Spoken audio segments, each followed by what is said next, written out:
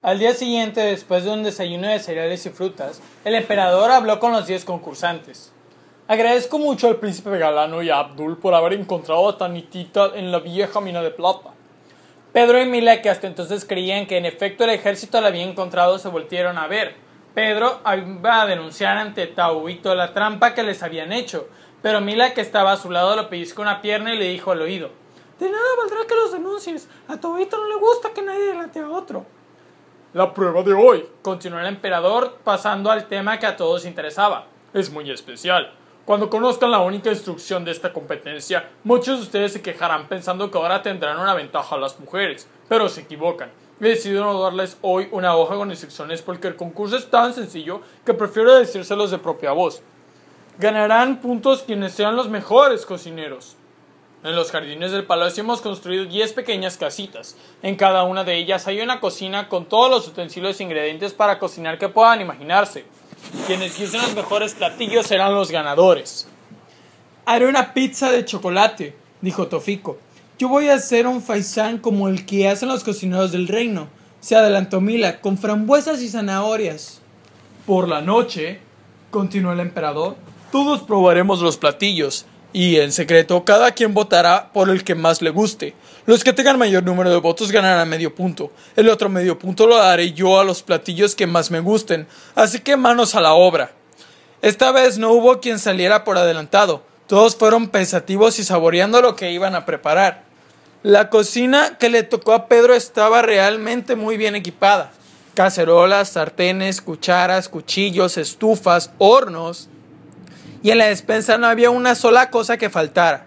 El único problema era que Pedro nunca había cocinado nada en su vida. Le había ayudado a su papá a hacer unas carnes asadas cuando salían de día de campo. Se había hecho por sí mismo unos huevos fritos y una malteada de chocolate. Le había ayudado a su mamá a preparar galletas y pasteles, a rallar zanahorias, a cortar otras verduras para el caldo. Pero nunca, de los nunca, había cocinado algo más complicado. El mayor Núñez calculó que no lo pondrían a cocinar, porque no le enseñó nada de eso. Es más, a juzgar por la comida que hacían los cocineros del ejército, era seguro que si le hubieran enseñado algo hubiera quedado en último lugar. El único camino posible era ponerse a inventar. En cambio, Jacinta estaba feliz. Su especialidad era la cocina. Su padre le pedía, cuando había un banquete para algún invitado importante de su gobierno, que ella cocinara algo. Su platillo de más éxito era el pavo relleno de pato, relleno de gallina, rellena de pollo, relleno de codorniz, rellena de aceitunas, rellenas de alcaparras. Era uno de los platillos tradicionales de Benelombia. Tanitita, por el contrario, estaba muy enojada. Su padre sabía muy bien que ella no era nada buena para la cocina. «Si con este concurso quiere que yo pierda un punto», se dijo, «va a llevarse una gran desilusión porque voy a cocinar el pastel más delicioso que haya probado en su vida». Dan y Bob, al igual que Jacinta, estaban disfrutando ya del punto que seguramente ganarían. Y es que ellos fueron entrenados también por los cocineros más expertos del país. En su equipaje, que apenas cupo en el avión que los llevó a Lugano, envían incluso especias, saborizantes artificiales, frutas, verduras, carnes y una gran cantidad de ingredientes de yocar o importados de todos los países del planeta. Con ellos, y con la ayuda de sus libros de cocina, podrían elaborar algunos platillos exquisitos, como el gato montés con piña y pestañas de búfalo, que es el platillo favorito de su padre, o el pastel catarata, elaborado con miel de maple y 10 variedades de nueces, o la cacáguila, que es un filete tierno de águila envuelto en crema de cacahuate. Otro era el panorama para Abdul y Galano, que consideraban que la cocina era exclusiva de las mujeres, además de que ninguno de los dos tenía un paladar exigente. Pero eso no lo hizo caer en el pesimismo. Sabían que tarde o temprano se les ocurriría algo para robar lo que otros cocinaran con esmero y paciencia.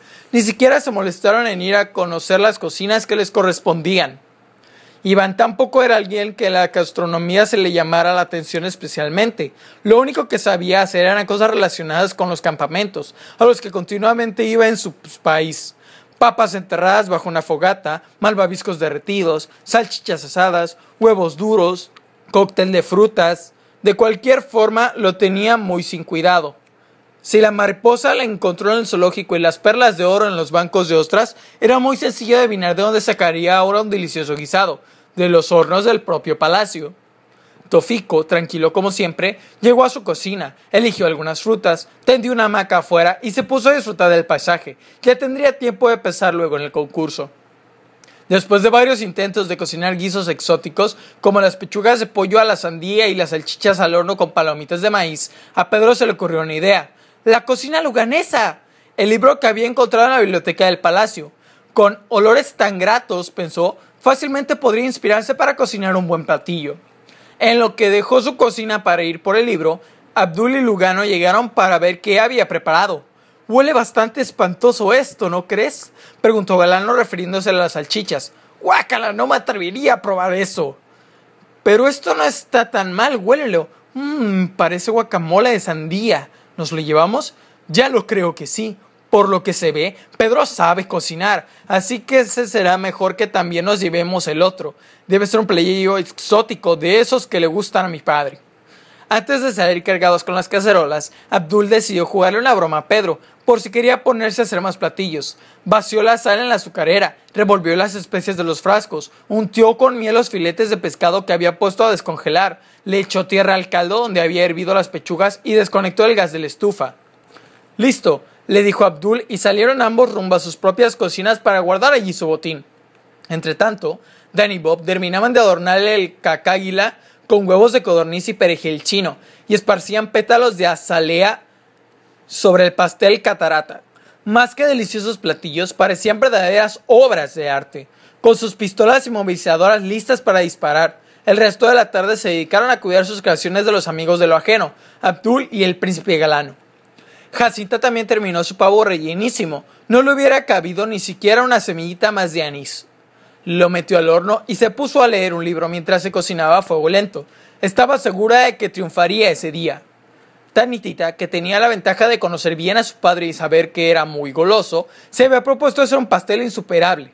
Tomó como base una receta que encontró en un libro y la enriqueció con chocolate de leche de cabra, miel de abeja luganesa, trocitos de kiwi y lunetas fosforescentes. Iván, tal y como lo había previsto, hurtó de la cocina una cacerola completa a la hora de la comida. Para hacerlo, hizo sonar una campanilla situada en el comedor que indicaba que todos los sirvientes tenían que presentarse en esos momentos ante la emperatriz. En cuanto tuvo en sus manos la cacerola, corrió a su propia cocina para descubrir la sorpresa que el azar le había deparado. Se trataba de un guiso de calamares con aceitunas. Seguro de su triunfo, no se molestó siquiera en probarlo, pero tampoco se dio cuenta de que el platillo aún no tenía sal. Después de meter al horno su guisado, Mila se quedó profundamente dormida sobre una silla. La despertó el reconocible olor a quemado. Su faisán con frambuesas y zanahorias tenía encima una capa negra, sobre la que cayeron además 2 lágrimas derramadas por la bella cocinera durmiente. Quedaba tan poco tiempo para que diera la hora de presentar los guisados ante el emperador, que el infante decidió rasparle lo quemado y presentar el platillo. Por su parte, Pedro hizo un buen coraje por el hurto que había sufrido. Sin embargo, no se preocupó, ya que los platillos que había cocinado ni siquiera se atrevió a probarlos. En cambio, estaba contento con las ideas que le había dado el libro La cocina luganesa. Al abrirlo encontró una ilustración de ravioles al ataoito. En las últimas páginas estaba escrita la receta, que solo se limitó a seguir paso por paso.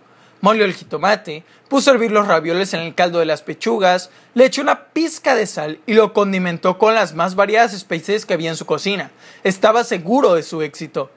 Antes de que diera las 8 de la noche, Galano dio una ronda por las cocinas de sus adversarios. Espió a Dan y Bob, que no tenían cara de buenos amigos, a Jacinta, Tanitita e Iván, que estaban visiblemente contentos, a Tofiko, que dormía en su hamaca, a Pedro, que daba los últimos toques a su guisado, y a Mila, que raspaba y raspaba algo que no alcanzó a ver. Como se le hizo sospechosa la actividad del infante, a Galano se le acercó. «Buenas noches, Mila, ¿ya estás lista?» «¿Por qué vienes a espiarme? No dejaré que robes mi platillo». «Calma, calma, no te voy a robar nada, solo venía a saludarte. En ti no confío, así que fuera, fuera de aquí». Galano, que ya se había acercado lo suficiente a su víctima, fingió tropezarse. Por supuesto cayó sobre el Mila, que fue a dar al piso. En lo que su agresor se apresuraba a dar disculpas y ayudarlo a levantarse, aprovechó la oportunidad para meter dentro del guisado un puñado de babosas que había capturado en el jardín. Mila, que no creyó que se tratara de un tropezón casual, descubrió las babosas en cuanto se fue el príncipe. Dieron las 8 de la noche. Los 10 concursantes, unos más hambrientos que otros y otros más contentos que unos, estaban ansiosos porque llegara Tahuito para que diera inicio a la votación por el mejor platillo. Con los 3 gongs apareció el emperador y la emperatriz, que pidió que el creador de los platillos fuera quien sirviera los platos a los jurados. Después ella fue recogiendo la votación secreta de cada uno. A mitad de la cena, Galano quiso retirarse a su cuarto. No quería probar el guiso de Mila, pero su insistencia del emperador tuvo que hacerlo. Vomitó al probar el faisán que la infanta le sirvió con mucho gusto. Sin duda le tocó comer una deliciosa babosa de jardín. En la pizarra de ese día quedaron anotados los 2 puntos que había obtenido Galano y Abdul por el rescate, así como el punto de Tanitita por haberse encontrado una perla en la mina. Por votación, todos estuvieron de acuerdo en que ella había ganado ese punto, pues si no había llegado tiempo para mostrar su perla fue por razones de fuerza mayor. En cuanto a los puntos ganados ese día, por mayoría de votos solo se dieron 4. Total, Abdul 3, Bob 1, Dan 1, Galano 3, Iván 2, Jacinta 2, Mila 1, Pedro 1, Tanitita 2, Tofico 2.